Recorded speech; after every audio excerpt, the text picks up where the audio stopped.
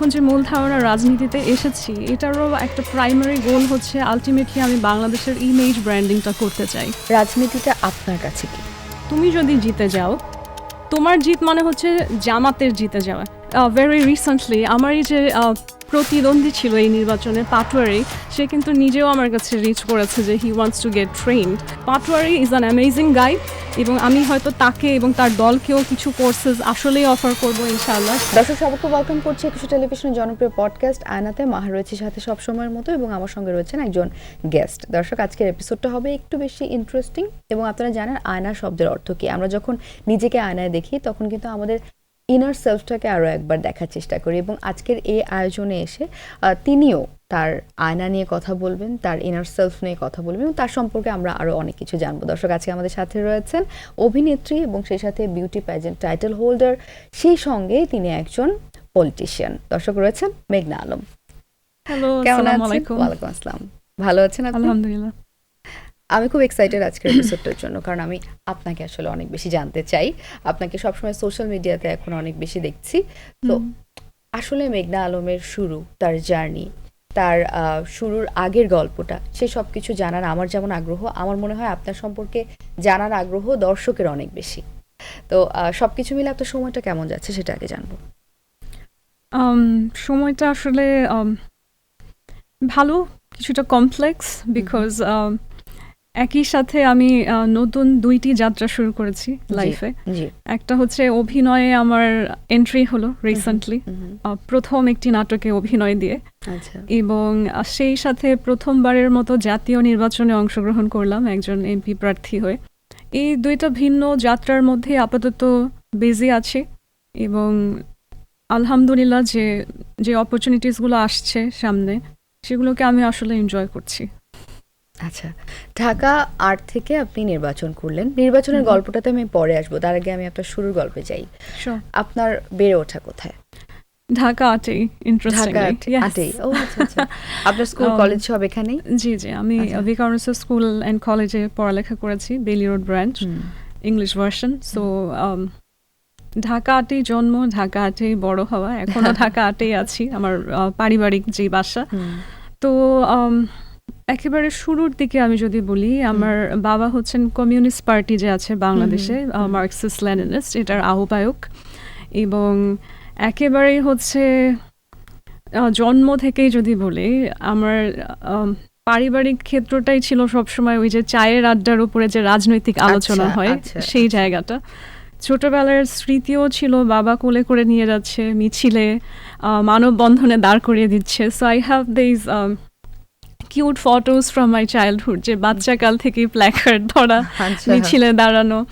So ওই এক্সপিরিয়েন্সগুলো না তখন মনে হতো যে মজার একটা অনুভূতি হচ্ছে, বাবার সাথে ঘুরে বেড়াচ্ছি, কিন্তু the life can be a full circle. মানে আলটিমেটলি আমিও যে আসলে একেবারে মূলধারার রাজনীতিতে অংশগ্রহণ করব, এটা হয়তো শিশুকালের মেঘনা আলমের প্ল্যান ছিল না। এবং মজার বিষয় হচ্ছে আমার কিন্তু আসলে একটা ইচ্ছা ছিল, মানে মনের ভেতরে সুপ্ত ইচ্ছা যে কখনো হয়তো মডেল অ্যাক্ট্রেস হব। হ্যাঁ, কারণ সবারই থাকে। যে কোনো মানুষকে যদি বলে আপনাকে একটা মুভিতে কাস্ট করে দিই বা আপনাকে হিরোর মতো লাগছে, সবাই কিন্তু যতই মিডিয়া নিয়ে কথা বলুক একটু প্রাউড ফিল করে, হ্যাপি ফিল করে। So I had that little craving somewhere যে মেবি শোবিজের সাথে এন্টার করব। বাট আলটিমেটলি যে লাইফে এইভাবে আমার একটা প্রচারণা হয়ে যাবে যে উইকিপিডিয়া হতে শুরু করে সব জায়গায় বলবে আলোচিত মডেল, এটা আমার জন্য হচ্ছে একদিক থেকে একটা মজার experience. And I feel like it's a universal sign from the universe that maybe I should delve into it. তো এটাই। আর লাস্ট 11 years ধরে একজন এডুকেটর হিসেবে কাজ করছি, পলিটিক্যাল এডুকেটর হিসেবে। আচ্ছা। অ্যান্ড ডিফারেন্ট কান্ট্রিজে অফলাইন অ্যান্ড অনলাইন ট্রেনিং দিচ্ছি। এই কাজটা আসলে কেমন? পলিটিক্যাল এডুকেটর, কারণ এই টার্মটাই কিন্তু আমরা খুব একটা শুনিনি বাংলাদেশে। Yes, in fact internationally political educator Bangladeshi খুব কমই আছে। In fact I have never met another Bangladeshi political educator, to be honest. Teacher আছে নিশ্চয়ই, ইউনিভার্সিটি যেখানে প্রফেশনালি শেখাচ্ছে বাংলাদেশের ভেতরে অভ্যন্তরীণ জায়গায় অনেকে আছে, কিংবা দেশের বাইরে থেকে অনেক উচ্চতর ডিগ্রি নিয়েছেন এমন মানুষ আছেন, কিন্তু একেবারেই পলিটিক্যাল ট্রেনিং করাচ্ছেন আন্তর্জাতিক জায়গাতে নিয়মিত কনসিস্টেন্টলি, আমি সেরকম কাউকে চিনি না। এবং ইন্টারন্যাশনালি আমার যে জায়গাটা তৈরি হয়েছে over time, I would say it's a strong position.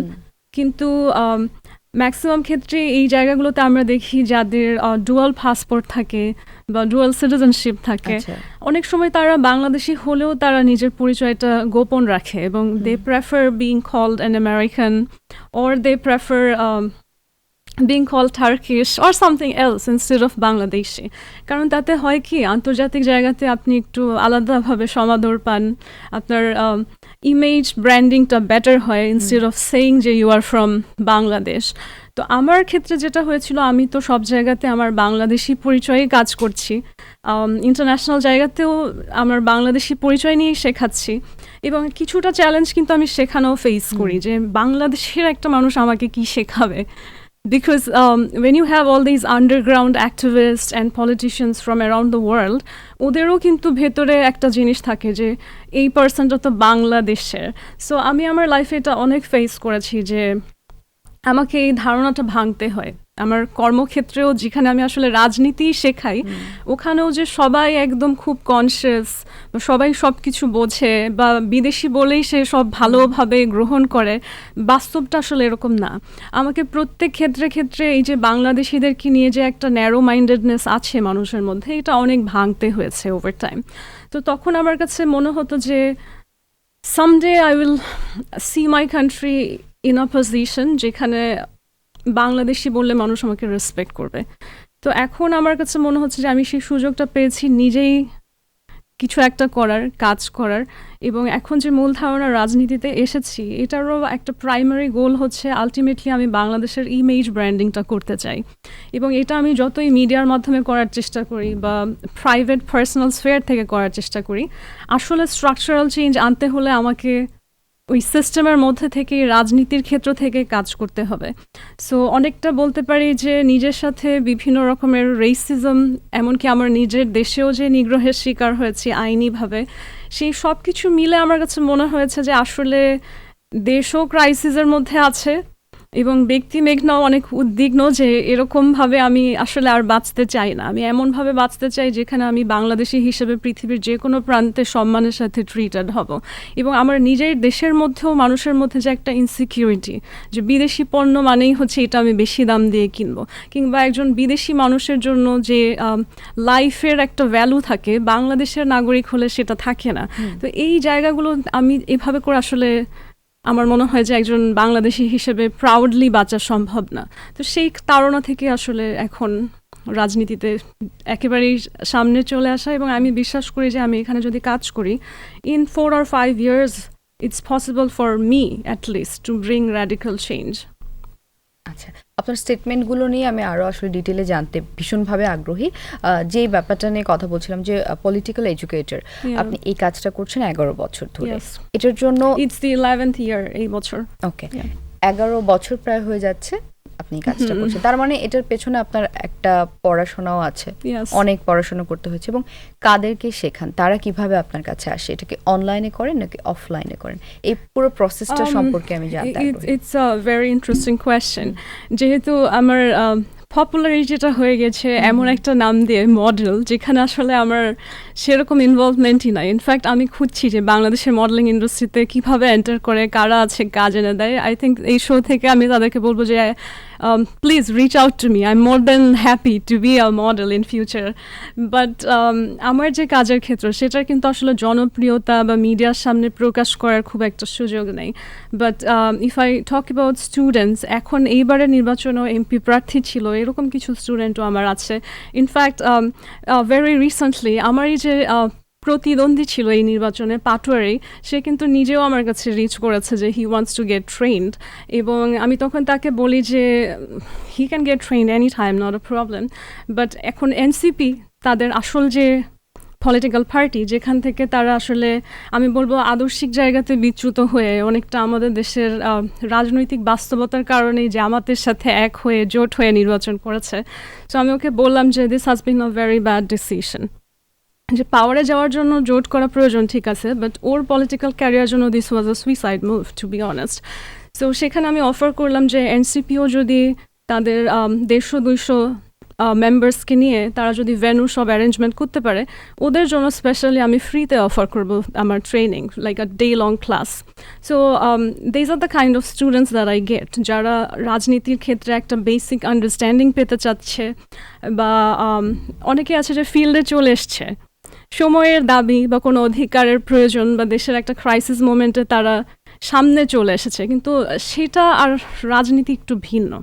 আপনি কোনো একটা আন্দোলনে গিয়ে জয়েন করলেন, এবং সেই আন্দোলনটা তো আসলে হচ্ছে একটা ডেমোক্রেটিক আন্দোলন, যে দেশের সবাই যার যার অবস্থান থেকে, সে কৃষক হোক, মজদুর হোক, ব্যবসায়ী হোক, ছাত্র হোক, সবাই একসাথে এসে একটা আন্দোলনে পার্টিসিপেট করছে। সেইটা আর রাজনীতি মানে রাষ্ট্রটা পরিচালনা করে এগিয়ে নিয়ে যাওয়া একেবারেই ভিন্ন ক্ষেত্র। সো অনেকেই আমি দেখি অনেক সময় ভাবে যে ওনাকে তো আমরা স্লোগান দিতে মিছিল মিটিংয়ে 4-5 বছর দেখেছি, তাহলে তো তার রাজনীতি শেখার প্রয়োজন নাই।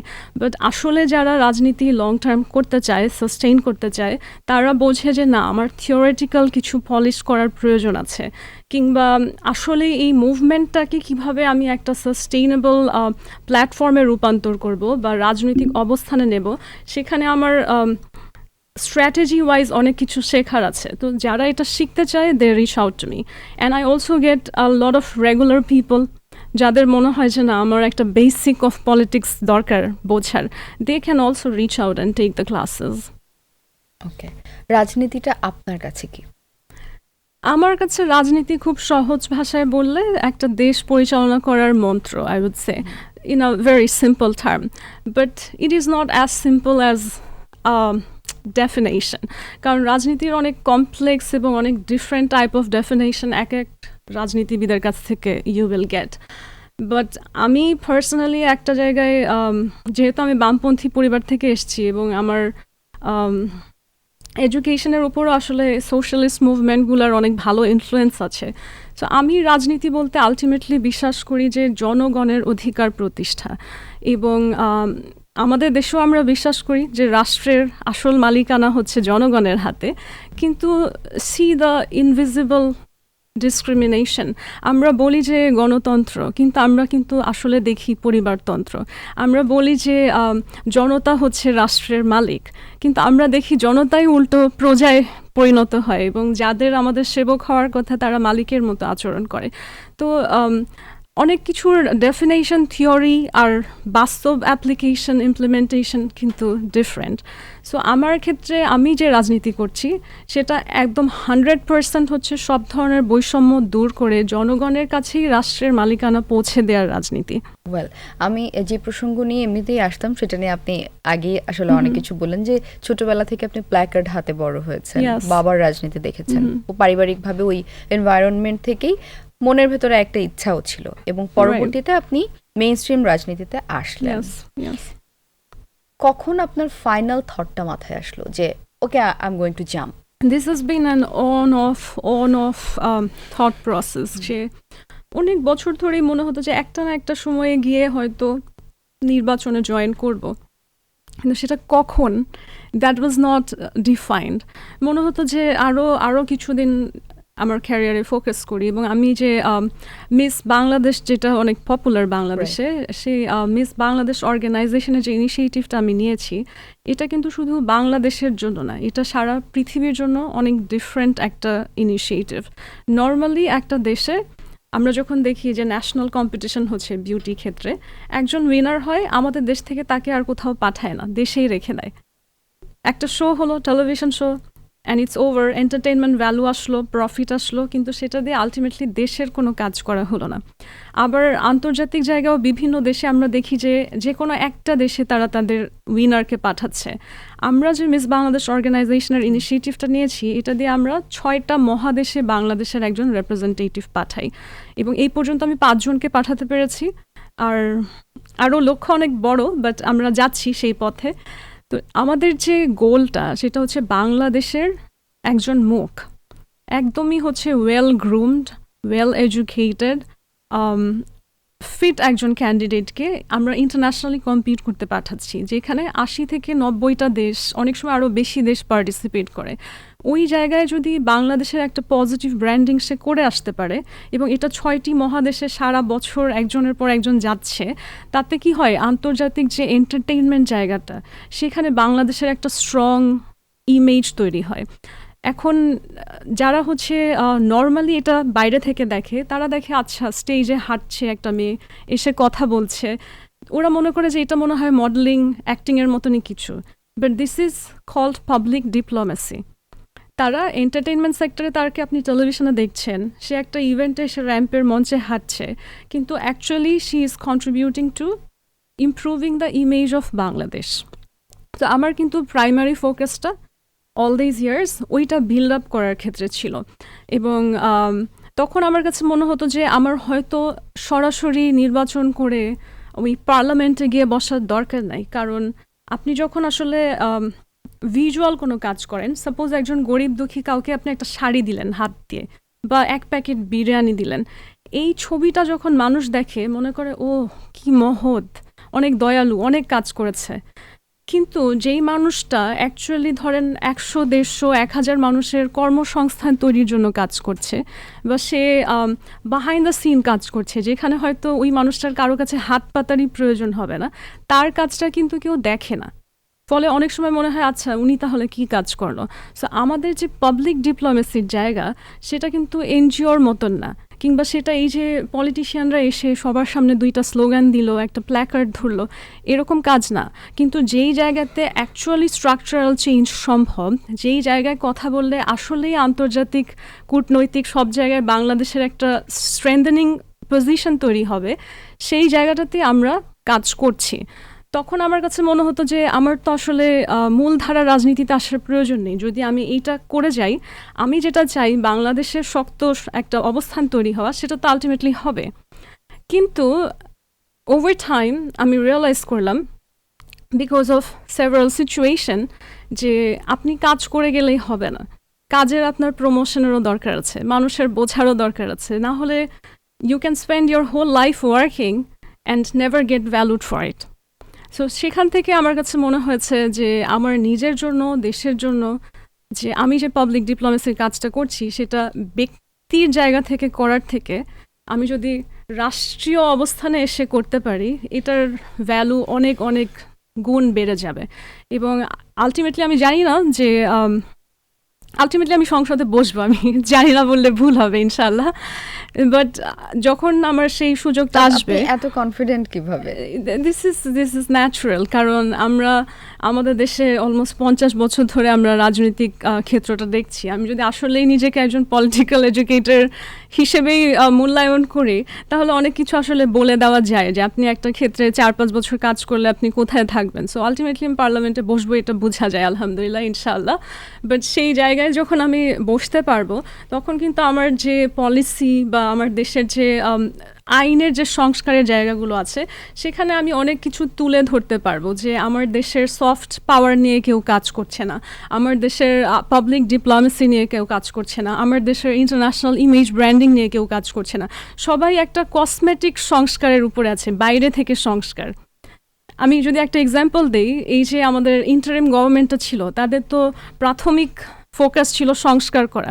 তারা পুলিশের জামার রং বদলিয়েছে, কোনো একটা আইনি সংস্থার নাম বদলিয়েছে, তারা বিভিন্ন রাস্তার নাম বদলিয়েছে। এগুলো কি? এই সংস্কারগুলো হচ্ছে ওই যে আমরা কসমেটিক চেঞ্জ করি না, যে আমার একটা স্পট ঢেকে দিলাম, বাট অ্যাকচুয়াল যে হেলথ ইমপ্রুভ করা, অ্যাকচুয়াল বাংলাদেশের কোনো সংস্কার করা, সেটা কিন্তু একটাও করে নাই। আপনার সংস্কারগুলো কেমন থাকবে, বা আপনার কি স্বপ্ন বাংলাদেশের? আপনি যেহেতু বলছেন খুব কনফিডেন্ট যে না ঠিক আছে, হয়তো আজকে না 5 বছর পরে হলেও আমি সংসদে বসবো, আপনি আপনার সংস্কারে কি কি রাখতে চান? A lot of things, to be honest. যেরকম আমাদের let's give one example. আমি খুব রিসেন্টলি যখন ওই যে হাদির পরিবার এবং বন্ধুরা যখন ওর বিচারটা কেন এখনো ডিলে হচ্ছে, এটা নিয়ে একটা প্রতিবাদ করে খুব রিসেন্টলি, খুবই আশ্চর্যজনকভাবে তাদেরকে আমাদের দেশের পুলিশ বাহিনী দিয়েই হচ্ছে মারধর করা হয় এবং এতটাই নৃশংসভাবে যে তারা হসপিটালাইজড হয়ে যায়। তো সেখানে ঢাকা মেডিকেল আমি তাদেরকে দেখতে যাই এবং একটা এমপ্যাথির জায়গা থেকেই যাই। যাওয়ার পরে সেখানে ঢাকা মেডিকেলের যিনি ডিরেক্টর ছিলেন তার সাথে আমার কথা হলো ওভারঅল সব সিচুয়েশন নিয়ে। উনি ওনাদের ব্যাপারেই আসলে আমাকে ব্রিফ দিচ্ছিল, বাট তার মধ্যে একটা কথা উঠে আসলো যে ঢাকা মেডিকেলে 7,500 এমপ্লয়িজ অ্যান্ড স্টাফ এবং তারা ডেইলি 8 থেকে 10,000 হচ্ছে ন্যূনতম পেশেন্টস তারা সার্ভ করে। সেই রকম একটা ইনস্টিটিউশনে জাস্ট ইম্যাজিন 7,500 শুধু স্টাফ, ডেইলি 8 থেকে 10,000 পেশেন্ট তাদেরকে ডিল করতে হয়। সেই ইনস্টিটিউশনকে সরকার শুধুমাত্র ডিরেক্টর ছাড়া একটা সরকারি গাড়ি দেয়নি কখনো in 50 years of our history বাংলাদেশের। তো আমার কাছে তো জিনিসটা বিস্ময়কর লেগেছে, কারণ আমি আমার সরকারকে যদি দেউলিয়াও বলি, ঋণগ্রস্তও বলি, আমার সরকার তো নিজেদের প্রয়োজনে কোটি কোটি টাকার গাড়ি কিনছে। এটা তো অনেক মানে এমন কিছু না যে সরকারের জন্য সম্ভব না, এটা আকাশে চাঁদ তারা চাওয়ার বিষয় না। এবং তাদের জন্য গাড়ি কেন প্রয়োজন, এটাও কিন্তু একটা প্রশ্ন। হ্যাঁ, তো আমার একজন ডক্টরকে আমরা সবসময় বাংলাদেশে একটা কথা বলি না যে ডাক্তার আসার আগেই রোগী মারা গেল। আমি বুঝলাম যে ওই প্রবাদটা আসলে কেন হয়েছে, কারণ আমাদের দেশে রোগীর সময় মতো যে চিকিৎসার দরকার হয় সেটার জন্য তো ডাক্তাররা পৌঁছাতেই পারে না, কারণ তাদেরকে নিজেদের মতো করে সব যানজট সব কিছু ফেস করে তারপর কাজ করতে হচ্ছে। এবং মেডিকেলের পেশাতে 1 সেকেন্ড 1 মিনিটের ব্যবধানও জীবন মৃত্যুর বিষয় হতে পারে। সেখানে কেমন করে আসলে এই সেবায় নিয়োজিত মানুষদের জন্য সরকারের একটা ন্যূনতম 10টা-20টা গাড়িরও ব্যবস্থা রাখে নাই, এটা তো আজব বিষয়। তো আমরা যে সংস্কারের কথা বলছি, আমার সংস্কারটা যেটা হবে, আমি যদি আজকে পার্লামেন্টে থাকতাম, আমি এই ছোট ছোট জায়গাগুলো থেকেই শুরু করতাম যে let's start arranging transport facilities for them. একটা সিম্পল উদাহরণ, নারীদের জন্য আপনার কি থাকবে? দেখুন, নারীদের জন্য বললে অনেক সময় মনে করে যে আমি শুধু নারীকে নিয়েই কাজ করতে চাই। আমার যে ঢাকা 8 ইলেকশন ক্যাম্পেইন, আমার সেখানেও একটা ফোকাস ছিল যে নারী বান্ধব ঢাকা 8 গড়ে তুলতে চাই। সো আমি যখন একটা শহরকে বা একটা অঞ্চলকে নারীর জন্য 100% নিরাপদ করব, ইউ টেল মি সেই শহরটা কি পুরুষের জন্য অনিরাপদ থাকবে? একদমই না। ইনফ্যাক্ট পুরুষ তো অনেকটা নিরাপদ তার শারীরিক সামর্থ্যের জন্যও থাকে। কিন্তু যখন একটা এলাকা আমি বলি যে আমি আসলে নিরাপদ করব, এটা নারী পুরুষ দুইজনের জন্যই। সো আমি আমার ক্যাম্পেইনিং বা কথায় সবসময় এই জিনিসটাতে আলাদা করে ফোকাস করা পছন্দ করি না যে নারীর জন্য এটা করছি। আমার কাছে মনে হয় সমাজে নারীর জন্য আমরা যে কাজগুলো করি আলটিমেটলি সেটা পুরুষকেই বেনিফিট করে, সবাইকেই বেনিফিট করে। যেমন একজন মানুষ যখন বলে যে একটা শিক্ষিত মা মানে হচ্ছে তার ছেলে সন্তান মেয়ে সন্তান দুইজনই শিক্ষিত হবে। তো একটা নারীকে আমি যখন নিরাপদ রাখবো, আমার বাংলাদেশের পপুলেশনে পুরুষের চেয়েও নারীর সংখ্যা বেশি। তো যেই সংখ্যাটা মেজরিটি আমার দেশের, তাকে যখন আমি এম্পাওয়ার্ড করব, এটার বেনিফিট কি আমার বাকি যে আদার হাফ আছে পুরুষ, তারা পাবে না? আমার দেশের অর্থনীতিতে আমি যদি নারীদেরকে এম্পাওয়ার্ড করে ফেলতে পারি এবং আমার দেশের অর্থনীতি যদি এইভাবে সাইমালটেনিয়াসলি ইমপ্রুভ হয় সংখ্যা গরিষ্ঠদের ইমপ্রুভমেন্টের মধ্য দিয়ে, তাহলে সেটার আলটিমেট এফেক্ট তো সেই সামাজিক অর্থনৈতিক উন্নয়নের বেনিফিট আমাদের পুরুষরাও পাবে। So my work is not focused on women empowerment only. আমি যেই সংস্কারের কথা বলি সেটা হচ্ছে বাংলাদেশকে ওভারঅল স্ট্রেনথেন করা, এবং সেটার বেনিফিশিয়ারি নারী ও পুরুষ দুইজনই হবে। আপনি ঢাকা 8 থেকে নির্বাচন করলেন এবং ঢাকা 8-এর আপনার প্রতিদ্বন্দ্বী যে দুজন ছিলেন, দুজনেই কিন্তু খুব তুখর। প্রথমত হ্যাঁ, মির্জা আব্বাস, তাকে তো তিনি অনেক প্রবীণ একজন রাজনীতিবিদ, সেই সঙ্গে পাটোয়ারি তো পুরো জমিয়ে রেখেছিলেন, শুধু ঢাকার না, উনি মোটামুটি পুরো বাংলাদেশকে জমিয়ে রেখেছিলেন। উনি বলেছেন উনি মার্কেটিং স্টুডেন্ট এবং এই ব্যাপারটা and he can really have a stand up comedian career if he wants to because আমরা আসলে রাজনীতির জায়গায় সেরকম রাজনৈতিক প্রজ্ঞার কোনো এক্সাম্পল কেউ দেখেছে কিনা জানি না, কিন্তু উনি যে একজন কমেডিয়ান হলে সুপার হিট হবেন এটা আমরা সবাই বুঝতে পেরেছি। কিন্তু এই ফিল্ডে আপনি যখন এলেন, আপনার তারপরও কেন এত কনফিডেন্ট কাজ করলো যে না আমার এই ফিল্ডে একেবারে আমি 100% অনেস্ট কথা বলবো। এবং আমি যখন আব্বাস সাহেবের বাসায় গিয়েছি, ওনাকেও সামনাসামনি বলেছি যে আপনি একজন দর্জি 30 বছর 40 বছর কাজ করেছে, সেটা দিয়ে একজন ফ্যাশন ডিজাইনার কিছু আসে যায় না। সে 3 মাস কোর্স করলো, দর্জির চেয়ে বেটার কাজই করবে। Time is social construct. Unfortunately মেঘনা, আপনার ভোট কাউন্ট খুব কম ছিল। আই থিঙ্ক ভোট কাউন্ট কম ছিল না। আই ডিডন্ট ইভেন এক্সপেক্ট যে 600+ আসবে। দেখুন আমাদের রাজনীতিতে যখন হাদি প্রথম শুরু করে, এখন তিনি মারা যাওয়ার পর তাকে নিয়ে মানুষ অনেক মেতে আছে, অনেক কথা বলছে। সে যখন বেঁচে ছিল, তার মৃত্যুর আগের দিনেও যদি আপনি একটা ভিডিও দেখেন, আপনি দেখবেন সে মানুষকে লিফলেট দিচ্ছে, তারা নিচ্ছে না। সে সালাম দিচ্ছে, উত্তর দিচ্ছে না, চলে যাচ্ছে। এটা কিন্তু সে রাজনীতিবিদ হিসেবে তুখোড় কিনা, তার কারণে এমন হচ্ছে না। তার পরিচিতিটা মানুষের মধ্যে ছিল না, তার কারণে মানুষ তাকে অ্যাভয়েড করছিল। You see the difference. So মেঘনা আলম রাজনীতির জায়গায় কেমন, আর মেঘনা আলম কতটুকু পরিচিত বা তার কতটুকু পজিটিভ ব্র্যান্ডিং হয়েছে, দুইটা ভিন্ন। You get my point. এবং আমি আমার রাজনীতির বা রাজনৈতিক দলে আমি কবে জয়েন করেছি, আমার হচ্ছে একদিন আগে, মানে যেই দিনকে হচ্ছে আমি আমার মনোনয়ন জমা দিয়েছি তার আগের দিন আমি একটা দলে জয়েন করেছি। তো একদিনের রাজনৈতিক ক্যারিয়ারে একজন মানুষ 600+ ভোট পেয়েছে, যেখানে হাদি অলমোস্ট 1 বছর ক্যাম্পেইন করেও বলেছে যে 500 ভোট পেলে আমি ভাববো আমি জয়ী। এবং আমি যেই জায়গা থেকে জয়েন করেছি, পাটোয়ারির কথা তো বাদই দিলাম, ও যদি আজকে জামাতের সাথে 11 এই দলীয় জোট না করে শুধুমাত্র এনসিপি থেকে সে দাঁড়াতো, সে 100% আমার দলের যে অন্য 10 জন মির্জা আব্বাস ছাড়া যারা আমার চেয়েও কম ভোট পেয়েছে, 100 ভোট পেয়েছে, এমনও ক্যান্ডিডেট আছে 400 পেয়েছে, সে পাটোয়ারি 100% এই 500-600 ক্যাটাগরিতেই থাকতো। কারণ ভোট জিনিসটা আসলে কিন্তু একেবারে একটা আলাদা মেকানিজমে কাজ করে। ভোট ব্যাংককে গিয়ে টাচ করতে হয়। আমাকে সারা বাংলাদেশের মানুষ জানুক, this is not gonna effect election. আমাকে ঢাকা 8-এ কোথায় সেই ভোট ব্যাঙ্কগুলো আছে, কোথায় সেই ভোটার্সরা আছে, তাদেরকেই জানতে হবে এবং তাদের একটা বেনিফিটও থাকতে হবে যে তারা আমাকে ভোট দিবে। মির্জা আব্বাস এই জায়গাতে সে অনেক বছর ধরে একটা মাঠ তৈরি করে ফেলেছে, অনেকগুলো মানুষের চাকরি তার উপর dependent. You get the point. তারা তাকে ভোট দিবেই। এই ভোট আপনি আপনার নিজেকে যতই পরিচিত করান, যাই করান, তার কাছ থেকে নিতে পারবেন না। আর এই যে পাটোয়ারি বলতেছে চাঁদাবাজি এই এলাকার সমস্যা, এটা যদি সমস্যা হয়, মানুষ চাঁদাবাজকে কেন পছন্দ করছে? তারা চায় চাঁদা দিতে। You get the point. তার মানে তো মনে হচ্ছে যে জনগণ নিজে থেকে চাঁদা দিতে চায়, কারণ তারা চাঁদাবাজকে পছন্দ করে, প্রেফার করে নিচ্ছে। আপনি কিন্তু আপনার ইশতেহারে অনেক কিছুই বলছেন, আপনি এটা করবেন, এটা করবেন, তারপরে ভোট মির্জা আব্বাসকেই দিচ্ছে। আমার ইশতেহারটা তো সবার কাছে পৌঁছাচ্ছে না। যখন আমার ঢাকা 8-এর 2.5 লাখ মানুষ কি জানে যে মেঘনা আলম নামটা হয়তো জানে, কিন্তু মেঘনা আলম ঢাকা 8 থেকে নির্বাচন করেছে। এই মেঘনা আলম আর আমরা যে মেঘনা আলমকে মিডিয়াতে দেখি, সে সেম।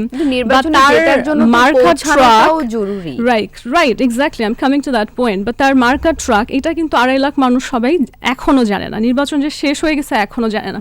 ইনফ্যাক্ট নির্বাচনে 11 জন প্রার্থী ছিল। আপনি তো অ্যাটলিস্ট মেঘনা আলমের নামটা জানেন। পাটোয়ারি, আব্বাস, তারা তাদের দলীয় ভোট, তাদের প্রচারণার ভোট না। আব্বাস সাহেব যদি প্রচারণা না করে ঘরে বসে নাক ডেকে ঘুমাতেন, উনি প্রচারণা বের হওয়ার ওনার প্রয়োজন। উনি যদি নাকে সরিষার তেল দিয়ে ঘুমিয়ে থাকতেন, তাও নির্বাচনের দিন উনি দেখতেন 40-50 হাজার ভোট চলে আসছে। কারণ তার বিএনপির ভোট ব্যাংকটা ফিক্সড, জামাতের ভোট ব্যাংকটা ফিক্সড। পাটোয়ারি যদি একদিনও প্রচারণা না করতো, ঘরে বসে থাকতো, তাও জামাতের যে কয়েকটা ভোট আছে, এটা কোনো জায়গায় নড়চড় হতো না। রাজনীতিতে আসলে ওই সিস্টেমটা বুঝতে হয় এবং জনগণকেও আসলে বোঝানোর প্রয়োজন আছে, কারণ তারা এই ভোটটা দলীয় দিচ্ছে। এই ভোটটা আমার প্রচারণা কোনো কিছুর উপর ডিপেন্ডেন্ট না। যেই ব্যাপারগুলো বরং সংস্কার হয়েছে আমার এই জায়গা থেকে পার্টিসিপেট করার, আমি আমার একটা ব্যানার আমার এলাকার কোথাও দিই নাই, যেখানে অন্যদের 5 লাখ 10 লাখ করে ব্যানার ছিল। তো এবং কাদের ছিল? ওই আমার সাথে যারা আরও ছোট ছোট দলও আছে, যারা মনে হয় 20 ইয়ার্স 10 ইয়ার্স ধরে রাজনীতি করছে, তারাও তো 500 ভোট পায়নি। সেখানে একজন নারী একদিনের যার হচ্ছে দলীয় রাজনীতির বয়স, সে যদি 600+ ভোট পায়, I think that's a great কিকস্টার in politics. একটা পেজ ইদানিং আমার সামনে অনেক বেশি আসে, আপনাকে নিয়ে স্টাডি করতে গিয়ে যেটা দেখলাম, মেঘনা Alam future prime minister. Yeah, I saw that too. I see a lot of those comments. This is not run by me, that's all. Yeah. And I also saw a group with the same name, right? So আপনি কি follow করেছেন তাদের পোস্টগুলো, তাদের সবকিছু page? Yes, আমি অনেকগুলা page দেখতে পাচ্ছি এবং আমি আমার কোনো ফেক পেজকে কখনো ডাউন করি না। কেন? বিকজ আই থিঙ্ক এখনকার সময় একটা ফেক পেজ খোলা অনেক কঠিন। আমাদের ছোটবেলায় এমন ছিল যে আমরা দেখতাম কাউকে নিয়ে 100টা 10টা অনেকগুলো খুঁজে। এখন কিন্তু ফেসবুকের এই সিস্টেমগুলো অনেক কঠিন। যেহেতু আমার পক্ষে অন্যদের মতন লাখ লাখ কোটি টাকা খরচ করে আমার প্রমোশন করা পসিবল না, what ever promotion is happening, আমি এটাকে ওয়েলকাম করি। এখন যে বিষয়টা নিয়ে কথা বলতে চাই, আপনাকে সবসময় কিন্তু ওয়েস্টার্নে দেখেছি এর Yeah. আগে, হঠাৎ করে এই যে আপনার লুকের একটা আমূল পরিবর্তন। ওকে, আমার এই লুকের বাংলাদেশে পলিটিক্স করতে হলেই কেন মানে শাড়ি পরতে হবে? পলিটিক্স করতে না, আমি এই চেঞ্জটা কেন? আমার চেঞ্জ একেবারে ব্যক্তিগত কারণে করেছি, পলিটিক্স করতে না। যেহেতু I was suppose to marry someone যে খুবই রিলিজিয়াস, সো আমার এই চেঞ্জটা আসলে অনেক আগেই হয়েছে। ইনফ্যাক্ট আমি আস্তে আস্তে হচ্ছে অনেক বেশি ধার্মিক বা অনেক বেশি পর্দার জায়গা থেকে বরং বের হয়ে আসছি, কারণ I feel like I went through some emotional manipulation, যেখানে আসলে ধর্মীয় অনেক জিনিসপত্রকে আমাকে এমনভাবে বুঝিয়ে করানো হয়েছে, তখন আমার কাছে মনে হয়েছে যে আমি হয়তো স্পিরিচুয়ালি লাভিং একটা জায়গা থেকে চেঞ্জ হচ্ছি, বাট আসলে যে সেটা আমাকে ম্যানিপুলেট করার একটা উইপন ছিল, এটা আমি অনেক পরে বুঝতে পেরেছি।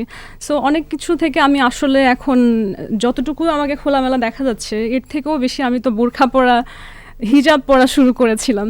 সো এখন অনেকে বলবে যে আচ্ছা এটা তো আল্লাহর জন্য করতে হয়, হ্যাঁ, বাট আমার সেই জায়গাটায় মানসিক পরিপক্কতা বা মেন্টাল স্ট্যাবিলিটি নিয়ে আল্লাহর জন্য পর্দা করতে আমার হয়তো আরও সময় লাগবে, কারণ এখন আমি যেই জায়গাটাতে মেন্টালি আছি সেখানে আমার কাছে অনেক বিষয় নিয়ে এখনও হচ্ছে আমি ফুল অন কমফর্টেবল না।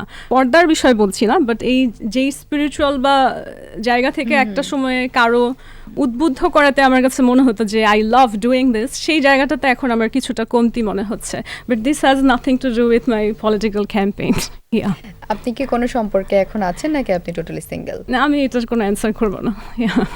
Okay. This is something that would be in my autobiography maybe someday. Yeah.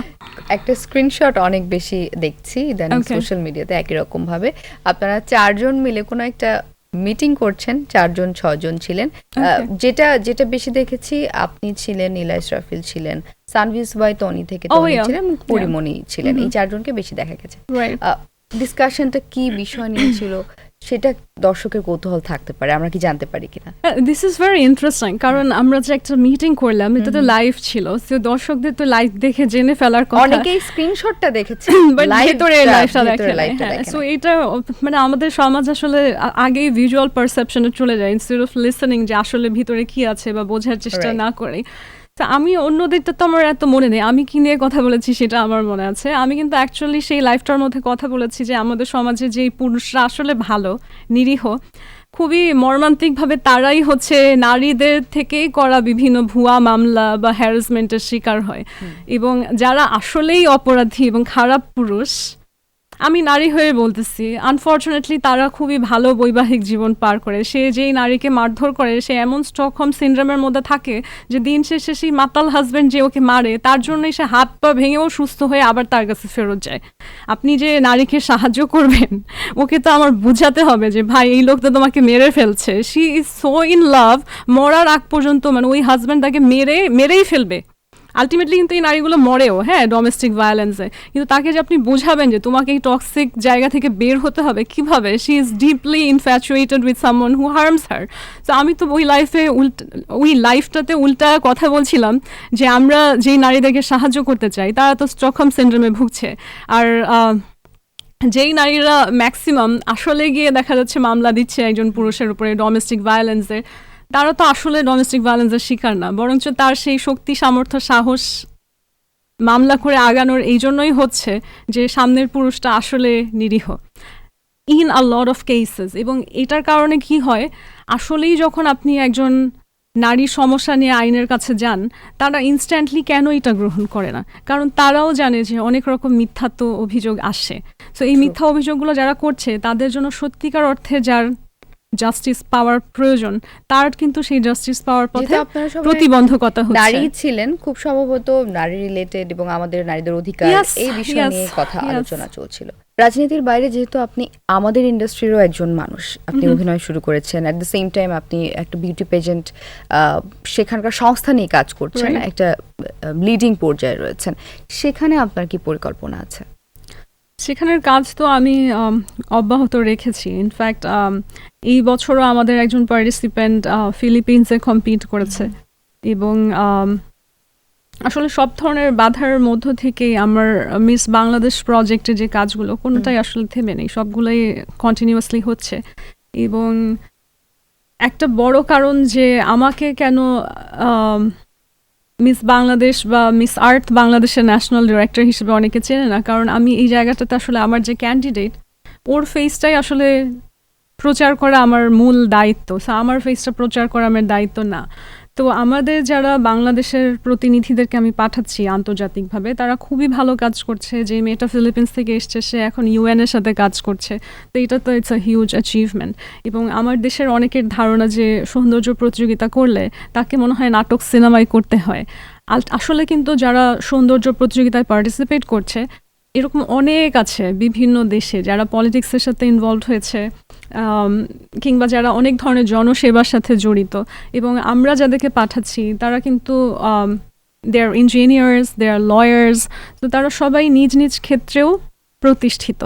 তো সেই কাজটা আমি অব্যাহত রেখেছি এবং এটার আলটিমেট গোলটা হয়তো মানুষ 1 বছর 2 বছরে ফিল করবে না, but if we can continue this for 20 years at least, তাহলে হয়তো এখন যেমন সারা পৃথিবী একজন মিস ইন্ডিয়া বললেই হচ্ছে মনে করে অনেক কিছু, তো আমাদের দেশের মিস বাংলাদেশদেরকেও সারা পৃথিবী একটা সময় এইভাবেই সমাদর করবে।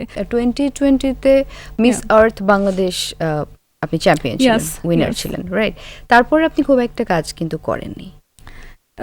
আমার যেটা প্রফেশনাল ক্ষেত্র সেখানে কাজ করেছি, মিডিয়া রিলেটেড করেনি। করিনি। এক্স্যাক্টলি। এবং মিডিয়া রিলেটেড কাজ করার উদ্দেশ্য নিয়েও আসলে আমি মিস আর্ট বাংলাদেশে পার্টিসিপেট করিনি।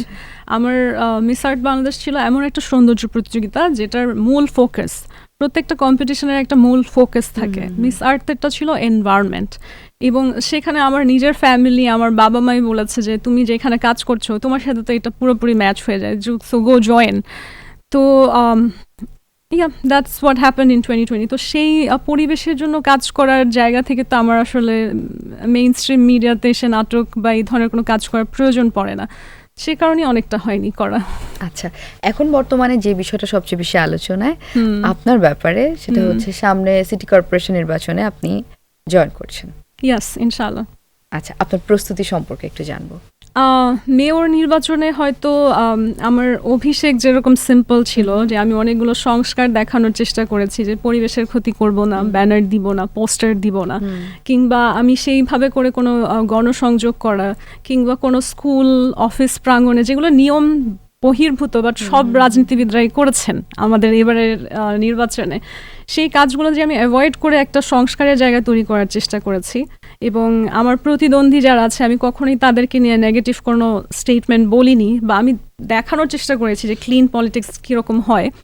আলটিমেটলি কিন্তু মানুষ সেই সংস্কারটা যতখানি বুঝতে পেরেছে তার চেয়ে বেশি ফোকাস করেছে ভোটের সংখ্যা, সেটার উপরে। সো মেয়র নির্বাচনে যেহেতু সংস্কারটা মানুষ দেখতে পেরেছে, এখন আমি দেখানোর চেষ্টা করবো যে আমিও যদি সেম কাজগুলোই করি তাহলে সেটার ইম্প্যাক্ট কেমন হয়। সংসদ নির্বাচনের চেয়েও সিটি কর্পোরেশন নির্বাচন খানিকটা জটিল হয়ে যায়, এবং দায়িত্বের ক্ষেত্রে কিন্তু এটা আরো বড় দায়িত্ব আমার কাছে মনে হয়। সংসদ নির্বাচনে ধরেন আপনি কোনো একটা এলাকার দায়িত্ব পালন করছেন, কিন্তু সিটি কর্পোরেশন নির্বাচনে মাত্র 2টা মেয়র থাকে আমাদের।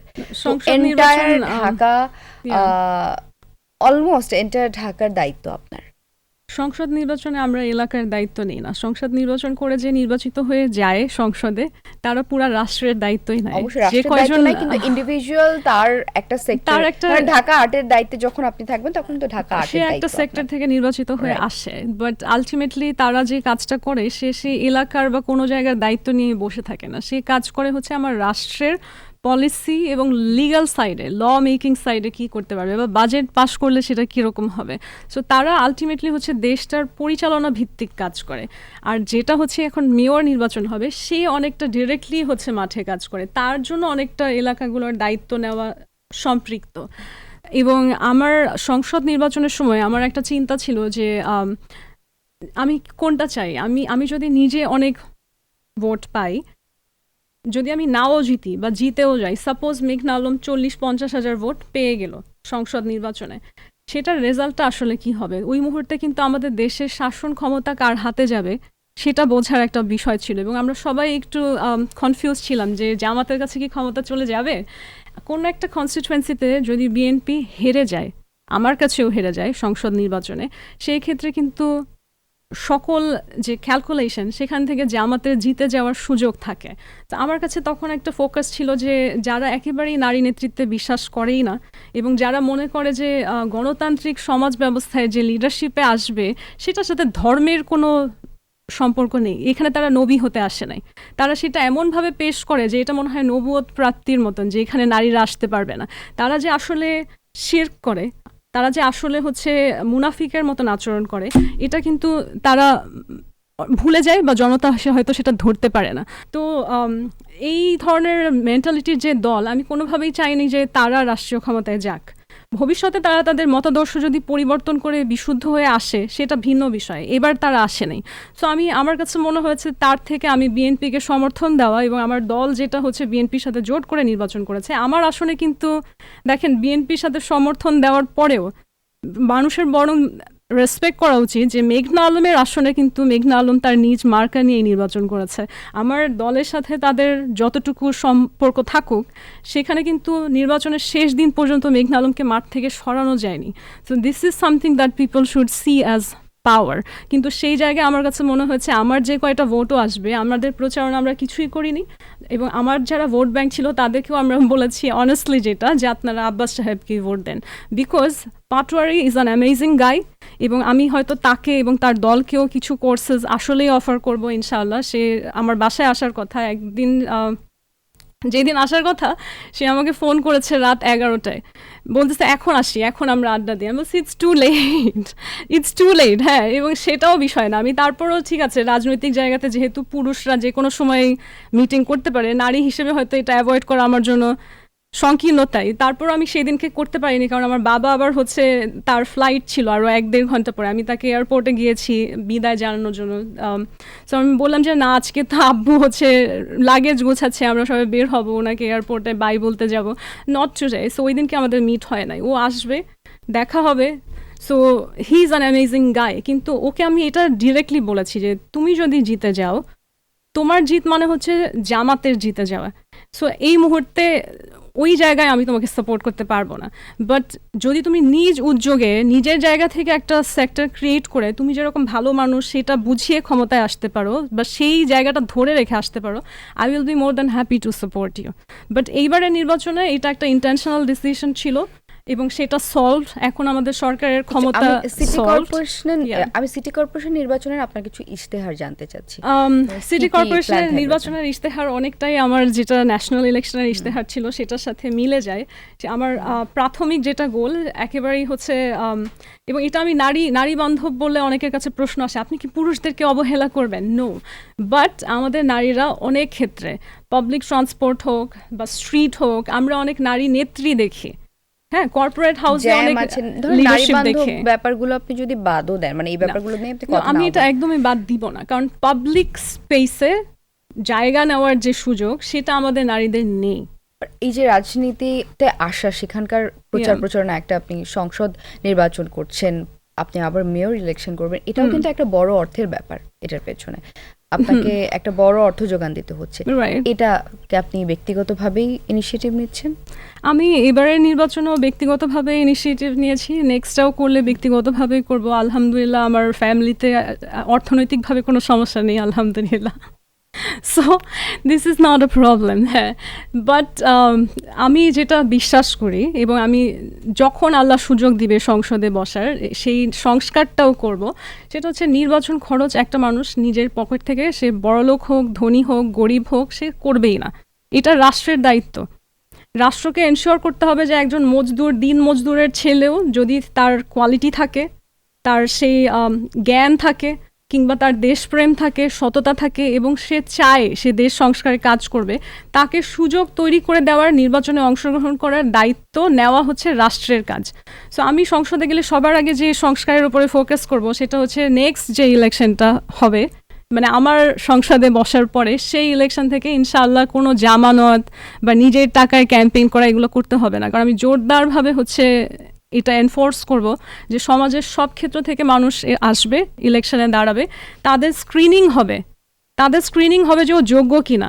আমাদেরও কিন্তু হয়েছে, আমরা কিন্তু চাইলেই এমপি ক্যান্ডিডেট হতে পারি না, আমাদেরকে ইলেকশন কমিশন স্ক্রিনিং করে, বাংলাদেশের যতগুলো থানা আছে তারা ব্যাকগ্রাউন্ড চেক করে, সব কিছু চেক করেই বৈধ মনোনয়ন দেয়।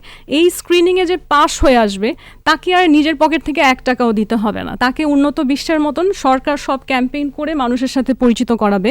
এবং এইবার যে 11 জনের মধ্যে মাত্র 3 জনকে মানুষ চিনেছে, বাকি একজনের নামও কেউ বলতে পারবে না, আপনিও বলতে পারবেন কিনা জানি না। এই বৈষম্যটা আসলে থাকলে আমরা নিরপেক্ষ নির্বাচন কখনোই পাবো না। সো আমার আলহামদুলিল্লাহ financially I am good, but আমি যদি আসলে কখনো সেই সুযোগ পাই সংস্কার করার, তাহলে ফিনান্সিয়াল এই লিমিটেশনটাকে আমি কারোর জন্যই রাখবো না। আপনার কাছে আমার শেষ প্রশ্ন, সংসদ নির্বাচনে তো আপনি তেমন ভাবে কোনো প্রচারণা করেননি, যেটা বললেন যে ওভাবে করে ব্যানার টানানো বা এগুলো কিছু করেননি। সিটি কর্পোরেশন নির্বাচনে আপনি অনেক কিছু করার পরিকল্পনা করছেন, ইনশাআল্লাহ। আপনার স্পেসিফিক কোনো বাজেট জানতে পারি কিনা যে আপনি এত টাকা খরচ করবেন?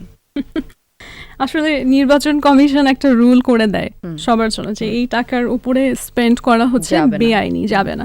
সো আমি কিছু পরিবর্তন করলেও এমন কোনো পরিবর্তন করব না যেটা আসলে আইনকে ভঙ্গ করে।